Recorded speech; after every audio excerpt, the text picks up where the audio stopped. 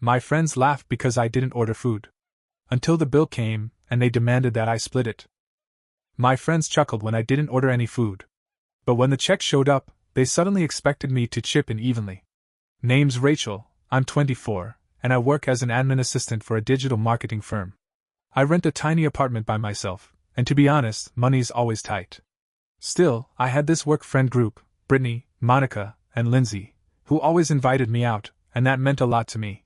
But there was one thing they always did that rubbed me the wrong way, and I never had the guts to bring it up. Every time we went out, they'd go all out, top-shelf drinks, fancy starters, pricey entrees, and when the check came, they'd say, "Let's just split it 4 ways." Month after month, I went along with it, biting my tongue and paying my share. I shelled out for Brittany's $15 martinis while I sipped on tap water. I covered Monica's $18 appetizers while I nibbled on the free bar peanuts. I helped pay for Lindsay's $45 dinners while I just sat there, pretending I was on some kind of diet. They all knew I wasn't making much. They were well aware that my income was barely a fifth of theirs. They knew I was living alone and juggling all the bills on my own. And still, every Friday night, the routine never changed. They spent money like it grew on trees, and I kept paying like it was my job to keep the peace. But last Friday at a place called the Olive and Anchor, something inside me finally snapped. It was another post-work happy hour, same as always. We got there around 6. The place was crowded, music playing, that whole Friday night energy in the air. Brittany was glowing, she just landed a big client. Monica was fresh off a Miami trip. Lindsay was riding high from a promotion. They slid into the booth and started scanning the menu like they'd memorized it. Lindsay leaned in and whispered, "The grilled salmon with truffle risotto is amazing here." Brittany added, "And the Midnight in Paris cocktail is an experience." I looked at my menu, and my stomach tightened. Main courses were running $40 to $60. Cocktails were $15 to $25. A full meal here would be close to $80 once you add in tax and tip. "Girls," I said, trying to keep my voice light, "I think I'm just going to grab a drink tonight. I'm not really that hungry." And that's when they started laughing. Monica giggled and said, "Rachel, you always say that." Brittany joined in. "She's right. You've got more willpower than anyone I know." Lindsay chimed in. "Must be why you always look so fit. I wish I had that kind of discipline." They laughed like it was all just a big inside joke. Like I was some health nut by choice, not because I literally couldn't afford dinner. The waiter came over to take our orders. Brittany didn't hesitate. "Sea bass with wasabi puree and a Sunset Boulevard cocktail." That was $52 easy. Monica went with the herb-crusted lamb and a glass of imported Portuguese wine, another $48. Lindsay ordered lobster with champagne sauce and an artisanal Negroni, $1.55. Then they all turned to me, still smirking like they were in on something. "Just the sparkling water for me," I said, shutting the menu. Suddenly the mood shifted, it got awkward real fast. The waiter looked thrown off. "You're sure? Not even a small plate or appetizer? Nachos, maybe?" "No, I'm good, thanks."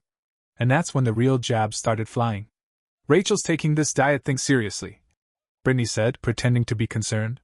Monica followed with, "Come on, hon, a little bite won't hurt." Lindsay got blunt.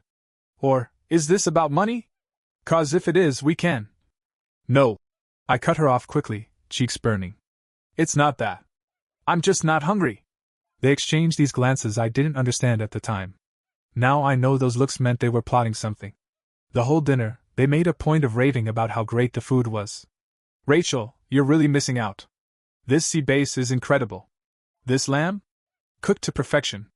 You've got to try this champagne sauce. It's unreal." Every compliment was really a little dig. Each comment was just them reminding me what I wasn't eating, and why. They thought it was funny. I was finally starting to realize the joke was on me. After the meal, Brittany ordered dessert. "You have to try the Belgian chocolate cake with vanilla ice cream," she said. Monica and Lindsay were all in. Another $15 each. Meanwhile, I sipped my $3 sparkling water and forced a smile while they devoured their sweets. In my head I did the math.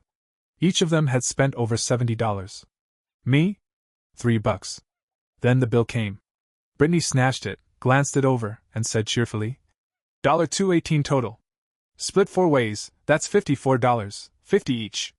My heart nearly stopped. Over $54 for a glass of water. Wait a second. I said, my voice a little louder than I meant it to be. I only had water. That doesn't add up. The mood at the table shifted hard. The laughing stopped. The smiles vanished. Monica was the first to speak. Rachel, we always split it evenly. That's just how we do it. But I didn't eat anything, I said, still trying to stay calm. You all knew I was only getting water. Brittany let out this dramatic sigh. It's just more practical, Rachel. And besides, she added, you were here with us. You enjoyed the vibe, the company. The atmosphere? I repeated, stunned. You want me to pay $54, $50 just for sitting at the table? Lindsay tried to play the peacemaker. Look, Rachel, we get it. Things are tight. But when people go out in a group, they usually split the costs. It's just common courtesy. Common courtesy. Like I was the rude one for not wanting to cover food I didn't touch. Girls, I said, doing my best to stay steady. I'm happy to pay my part. $3 for the water plus tip, that's about $4. The silence that followed felt thick. People at nearby tables started turning to see what was going on. Brittany slowly put her card back in her purse, clearly irritated. You know what, Rachel? This is really awkward. We've always split things evenly, and it's never been a big deal, until now. It was never a problem because I kept my mouth shut and paid, I said, surprised by this sudden burst of confidence. But this time, I'm not footing the bill for your meals. Monica shook her head and frowned. This is such an awkward situation, she muttered. Now we have to explain everything to the waiter. Split the check? I couldn't believe it. They were trying to guilt me over not wanting to pay $54 for a $3 drink. Suddenly, I was the bad guy just for drawing a line. You can explain it to him, I said, standing up and grabbing my purse. I'm not covering your food. Not anymore. I placed $4 on the table, plenty to cover my drink and a solid tip, and walked out of that restaurant with shaky legs, but my head held high. As I left, I heard Brittany calling the waiter.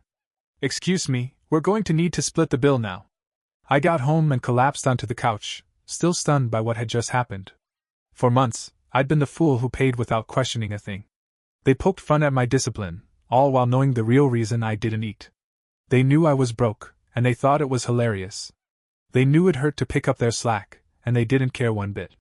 Even worse, they seemed to enjoy watching me struggle. But if I was being honest, I'd allowed it to go on for far too long. I'd tolerated that whole dynamic just so I wouldn't lose their friendship. I figured being used was better than being left out. But lying in bed that night, I made a promise to myself. Never again. Never again would I pay out of fear. Never again would I let money make me feel like I had to put up with being treated like garbage. I had no clue that drawing that line would change everything. And that things were only just getting started. The confrontation starts. By Monday morning, I showed up at the office bracing for some kind of drama. Brittany, Monica, and Lindsay were huddled in the break room, sipping their coffee and whispering to each other. As soon as they noticed me, their conversation stopped cold. Morning, ladies, I said like everything was normal. Morning, they echoed, but something was off. The vibe was icy. All morning long, I caught them glancing at me sideways, whispering behind their hands, going quiet whenever I got close. At lunch, they all left together, and didn't invite me. That had never happened before. It was Carla from HR who finally clued me in. Rachel, she said, walking up to my desk as the day was winding down. Do you have a second? We headed into an empty meeting room. Carla closed the door and sat across from me, looking concerned. Look, I'm not sure if I should even bring this up, but the girls have been telling people you made a huge scene at dinner Friday night. That you refused to pay your share and embarrassed them in front of everyone. I felt my blood start to boil. They said Brittany was in the kitchen telling people that you all went out, and when the check came, you threw a fit about splitting it. They're painting you like someone who always shows up when invited, but then starts drama over the bill. I was trembling with anger. They had twisted the whole thing. According to them, I was the mooch, the one stirring up trouble over a few dollars. Carla, do you want to hear what really happened? I asked. She nodded. So I told her everything. How they always went for the most expensive stuff, even knowing I didn't have much. How I'd been quietly paying for things I didn't even touch. And how, on Friday, I finally stood up for myself and said no to paying $54 for a $3 drink. Wow, Carla said when I finished. That changes everything. They really made you out to be the bad guy. And now half the office probably thinks I'm cheap and hard to deal with. I said. Carla sighed. Yeah, I've heard some comments. But now that I know the real story, I'll see if I can quietly correct the record. I thanked her, but I knew the damage had already been done. Their version had spread first, and correcting a twisted story is always harder than telling it right the first time. The rest of the week, I could feel the shift. Some coworkers were a little colder. Others avoided talking about money or plans around me, like they were walking on eggshells. Brittany, Monica, and Lindsay acted like nothing happened, but they stopped inviting me to anything. And that's when I got a message I didn't expect. On Thursday, my phone buzzed with a number I didn't recognize at first. It was Brenda, a finance coworker I usually only exchanged hello with. Hey Rachel. She wrote. A few of us are heading to Rusty Anchor tomorrow for happy hour. Nothing fancy, just to relax. Want to come? I hesitated. After everything that went down, going out with colleagues made me nervous. But at the same time, I didn't want to shut everyone out. Who's all going? I asked. Me, Marcus from ID, Anna from accounting, John from marketing, and a few others. Real laid-back folks. Rusty Anchor was nothing like the places Brittany and her group liked. Cheap beer, homemade bar food, chill setting. All right. I wrote back. What time? New people, new vibes. That Friday after work, I headed to Rusty Anchor, keeping my hopes low but my heart open. The place was exactly what I needed, cozy, no frills, classic rock humming in the background. Brenda was already there with the crew. Marcus was this relaxed guy in his 30s, with a scruffy beard and an easygoing way about him. Anna was a friendly woman in her 40s, mom of 2, who I'd never had a real chat with until then. John was my age and new to the company, still finding his footing. Rachel. So glad you came, Brenda said, giving me a warm hug. We all grabbed seats at a round table, and Marcus was quick to ask. All right, what's everyone drinking? First round's on me. Someone else buying the first round. That was a whole new experience. I ordered a canned beer, nothing fancy. Anna got a draft. John went for a simple gin and tonic. Nobody was out to show off with flashy orders. The conversation just flowed, easy and natural. We talked about work, sure, but also movies, music, and places we dreamed of visiting. Marcus kept cracking us up with stories about weird IT problems he'd fixed. Anna chatted about the wild ride of raising 2 teenagers. John shared what it was like stumbling through early adulthood after graduating. And for the first time in what felt like ages, I actually enjoyed being out with coworkers. When it was time for another round, John said he'd cover it. Then Anna picked up the third one without blinking. There were no arguments, no crazy tab, and nobody got weird about who paid what. Even better, nobody gave me grief for just having a beer. No one joked about my self-control or made snide comments. They just treated me like I'd belong. That's when Brenda brought up the one thing I'd been trying to avoid. Rachel, she said during a lull in the conversation. Can I ask something? I know it's not really my place, but I heard some folks at work talking about that dinner last week. My gut clenched up. Marcus, Anna, and John all looked at me, not nosy, just genuinely curious. What dinner? Marcus asked. I let out a breath. I went out with a few folks from the office last Friday, and things got weird when the bill came. Weird how? Anna asked. I paused, but something about how open and real they were made me feel like I could be honest. So, I told them everything. How I'd been footing the bill for months, the teasing about my willpower, that ridiculous $54.50 charge for water, how I stood up for myself, and how the story got twisted later. When I finished, the table went quiet. Man, Marcus said, shaking his head. That's messed up. They seriously let you pay for their stuff for months and then blamed you? John added, clearly pissed. Anna looked disgusted. That's straight up taking advantage. I thought it was just me. What do you mean? I asked her. I've been out with them a few times, she said. They always picked the priciest stuff on the menu, then acted like it was normal to split everything even. I stopped going, it was wrecking my budget. Same, Brenda chimed in. I went once, dropped almost $100. Never again. Marcus gave a dry laugh. They invited me a couple times, but I always found an excuse. Something felt off. John nodded. Yeah, I noticed people at work steer clear of going out with them. Now it all makes sense. I wasn't the only one. Others had picked up on Brittany, Monica, and Lindsay's little game and backed away too. You know what really gets me?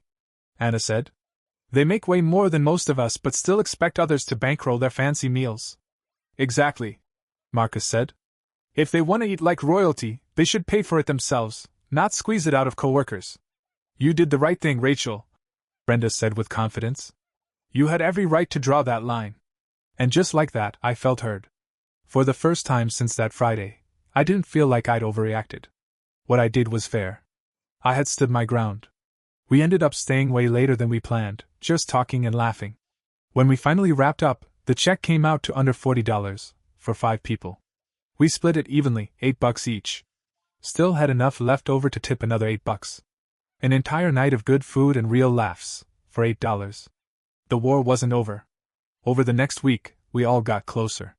Marcus made a WhatsApp group and called it Rusty Crew. We started setting up more laid-back hangouts. Coffee after work, grabbing snacks, even casual chats in the hallway that just naturally turned into plans.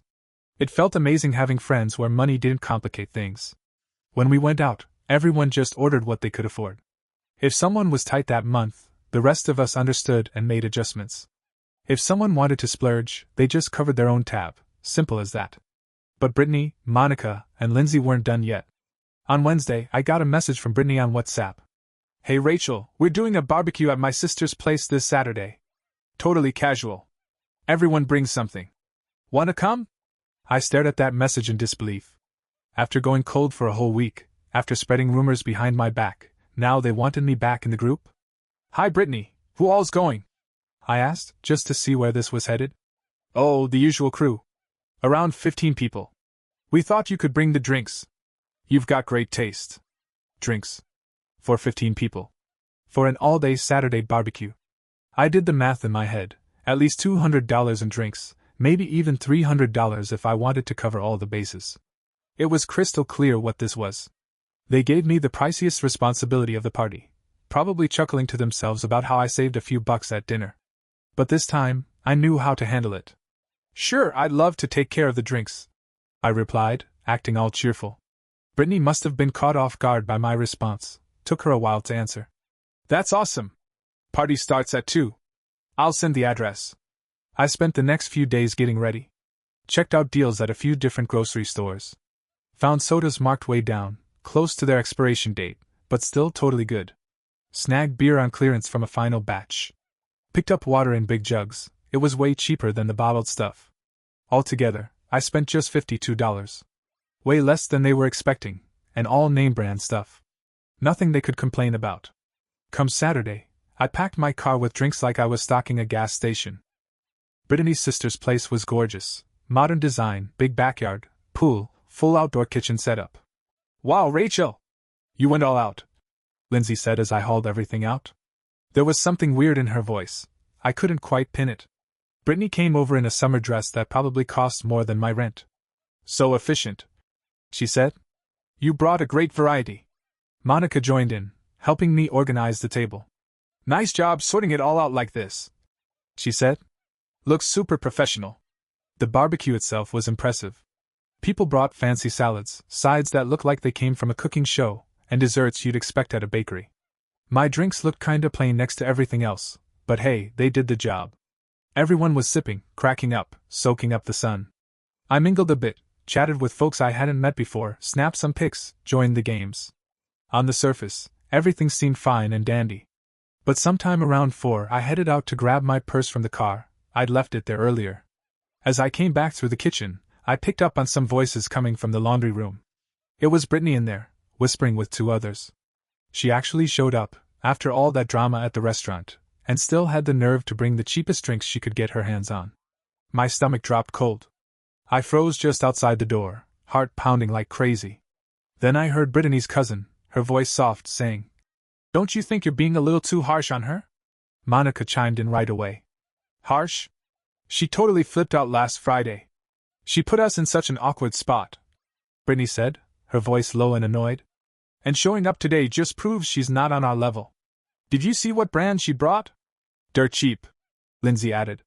It's not our fault she's broke, Monica said.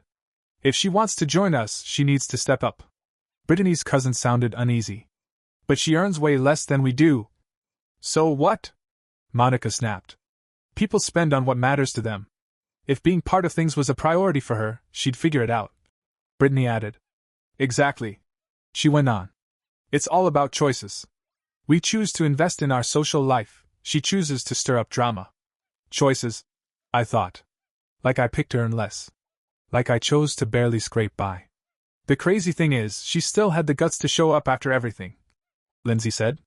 Some people just don't know when to quit. I made my way back out to the yard, my head boiling. There they all were, laughing, chatting, drinking the stuff I brought like nothing had happened. Brittany gave me a wave when she saw me. Hey Rachel, where have you been? Come join us, we were just talking about next week's plans.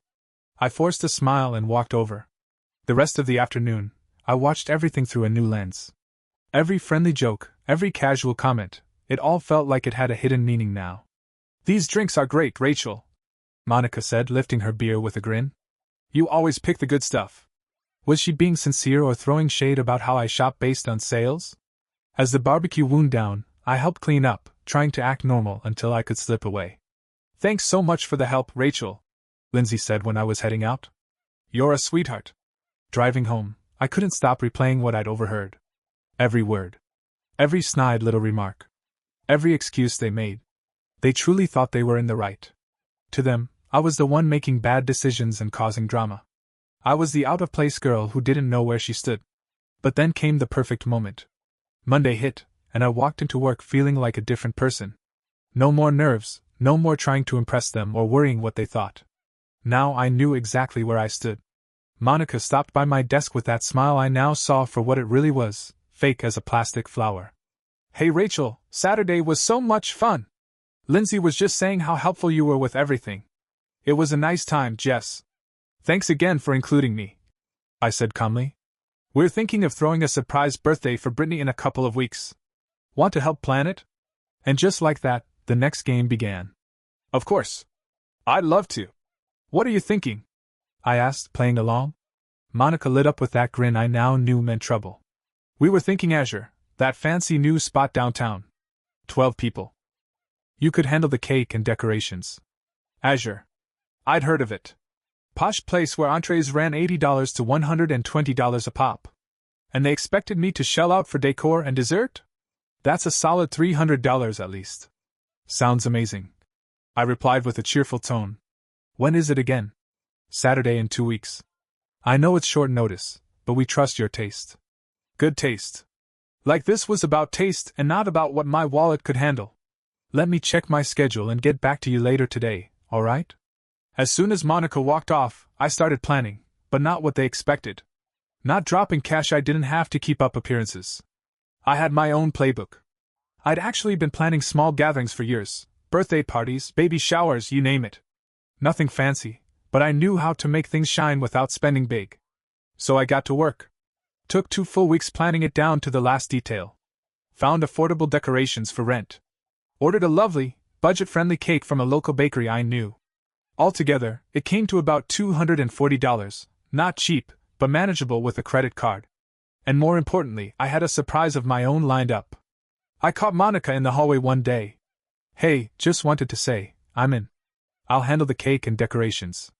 She looked surprised, like she didn't expect me to say yes. Really? That's awesome. Brittany's gonna love it. I've got some great ideas. It's going to be beautiful. I said, and I meant it. The next 2 weeks I played the part. Messaged the group asking about Brittany's favorite colors, what she liked, how she'd want it to feel. Kept the excitement going like I was thrilled to be in charge. Brittany was over the moon. Girls, I'm too excited to sleep.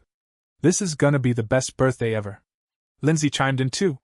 No doubt, our planner is killing it. Our planner. Like I worked for them. By Friday, I had everything ready. The setup turned out stunning. Gold and pink all over. Classy centerpieces. Fancy metallic balloons. That cake looked like it belonged on a TV baking show. 2 tiers, rich chocolate frosting, delicate sugar flowers. Saturday morning I rolled into Azure 2 hours early to get everything set up.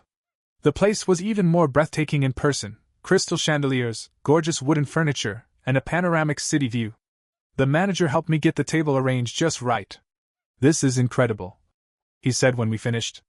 Your friend's gonna be touched. The guests started trickling in by 7. Brittany walked in glowing, wearing a dress that probably cost more than I made in 3 weeks. She teared up the moment she saw it. Oh my God, it's perfect, she said, wrapping me up in a tight hug. Everyone kept complimenting how the place looked. The photos we took looked straight out of a magazine. And the cake? Total hit. I'd really outdone myself. Once the waiter handed out the menus, Brittany leaned in and said, all cheery, "Ladies, it's a celebration. Order anything you want." She didn't exactly say she was covering the check, but the way she said it sure made it sound like she was. I kept it simple, just a Caesar salad and some sparkling water. Still sticking to my diet, I told her when she asked why I wasn't ordering more. But I made sure to say, "Don't worry about me, I'm just happy to be here celebrating with you." The whole dinner, I was in it, starting fun conversations, raising emotional toasts, snapping tons of pictures of the birthday girl. I was all smiles, full of energy, doing everything a good friend should. Then came the cake, candles already lit. Brittany got teary-eyed blowing them out. Everyone sang, clapped, and soaked up the moment. It was just like she'd hoped, perfect. Then the check came. It was $1,500 for 12 people. Brittany picked it up, and right away her face shifted. You could tell she forgot how expensive Azure could get. "Let's just split it evenly," she said, trying to keep her voice steady. "That's $125 each." That's when I made my move. I stood up and said, "Ladies, tonight was magical, but I've got to head out. Got an early start tomorrow." I grabbed my purse, smiled, and started saying my goodbyes. "Brittany, happy birthday again. Hope it was everything you imagined." She looked confused. "What about the check?" she asked. I smiled politely. I only had salad and water. Left $20 on the table, plenty to cover my meal and a nice tip. I'd already pitched in by organizing and paying for the decorations and cake, and honestly, that was my real contribution. "Thanks for letting me be part of it," I said, then walked out with a smile on my face, leaving a heavy, awkward silence behind me.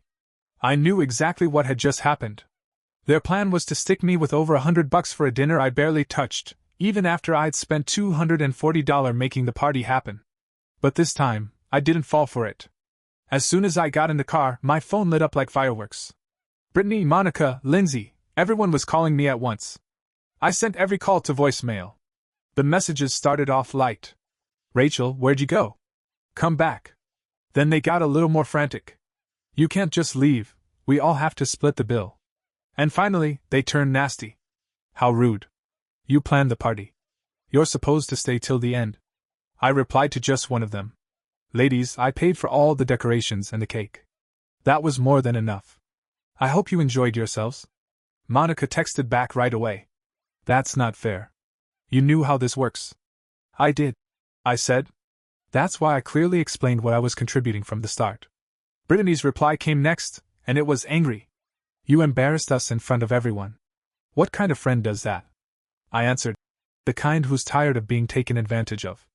Then Lindsay chimed in, trying to be the peacekeeper. "Rachel, we always split things. That's just how friends do it." I wrote back, "No, it's how you've been using people who don't make as much money. That ends now." After that, the group chat went quiet for a few hours. Then Brittany sent one last message. "You're going to regret this." Monday at work felt like walking into enemy territory. They showed up steaming mad. Over coffee, I overheard Monica talking to some of our coworkers.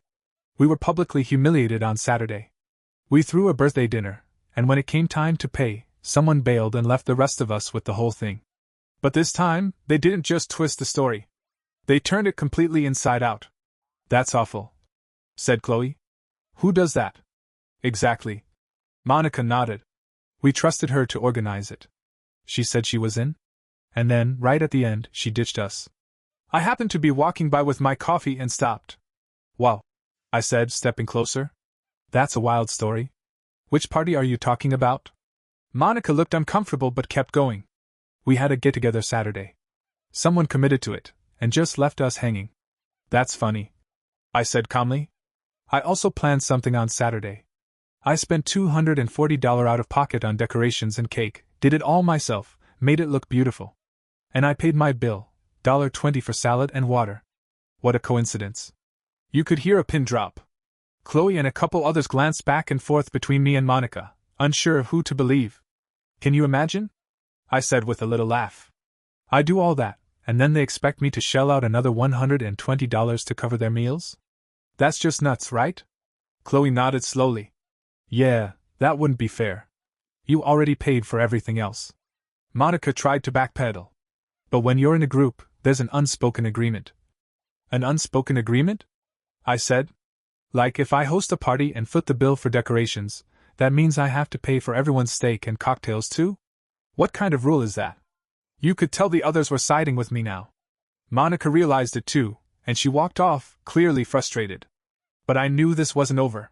That week had only just begun.